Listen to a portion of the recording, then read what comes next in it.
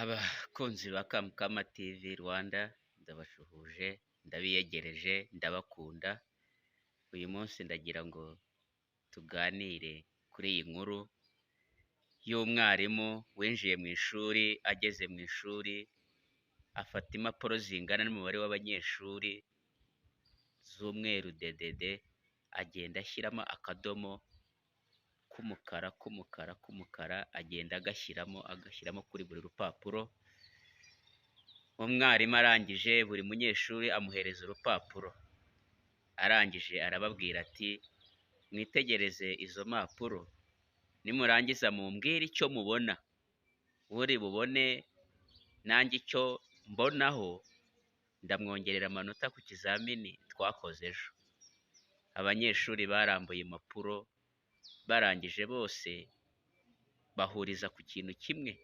Umunyeshuri umwe aramanika ati ndabona akadomo k'umukara kari ku rupapuro. Mwarimu ati uvuze neza. Abwira undi ati wowe urabyumva ute? N'undi ati ni koko nanjye niko mbona. Abanyeshuri bose bamanikira icyarimwe, bavugira icyarimwe hejuru bati ni akadomo k'umukara kari ku rupapuro. Mwarimu arababwira ati ibyo mwabonye nibyo, ariko nta n'umwe ukwiriye amanota kuko ntabwo mwagikoze neza. Ni koko ako kadomo k'umukara karimo, ariko se nta bara ry'igitare mureba ku rupapuro se? Abanyeshuri bose bati twabibonaga ariko twumvaga atari ngombwa kubivuga. Umwarimu arangije aravuga ati namwe mumeze nk'abandi bose, kubera iki iteka mubona ibyiza ibibi gusa mukirengagiza ibyiza? Urwo rupapuro ruriho ibara ry'umweru kandi rigari rinini cyane, ariko mwese mwashoboye kubona akabara k'umukara karimo. Kubera icyo umuntu abasha gukora ibyiza mu buzima bwe, mwarangiza ntimubibone mukabona ibibi bikeya ashoboye gukora? Mwagiye mureba n'ibyiza yakoze mukabimishimira mbere y'uko mufata igihe gihagije cyangwa kinini cyo kunenga ibibi bye.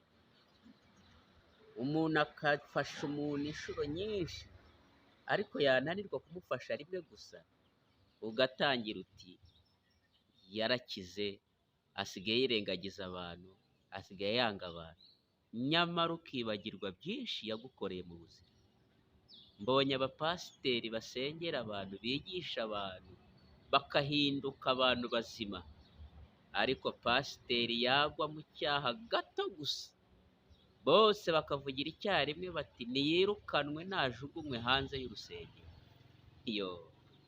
Bakabona ka kantu k'umukara nk'ak'abanyeshuri babonye ku rupapuro, ariko ntibabone rya bara ry'umweru. Twabaye iki?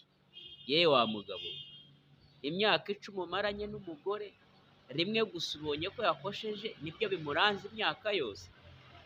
Kandi yarabayeho igihe kirekire agukorera ibyiza ndetse ubushimagiza no mu miryango no mu nshuti. Reka tujye tumenya kureba ibyiza n'ibibi by'abantu.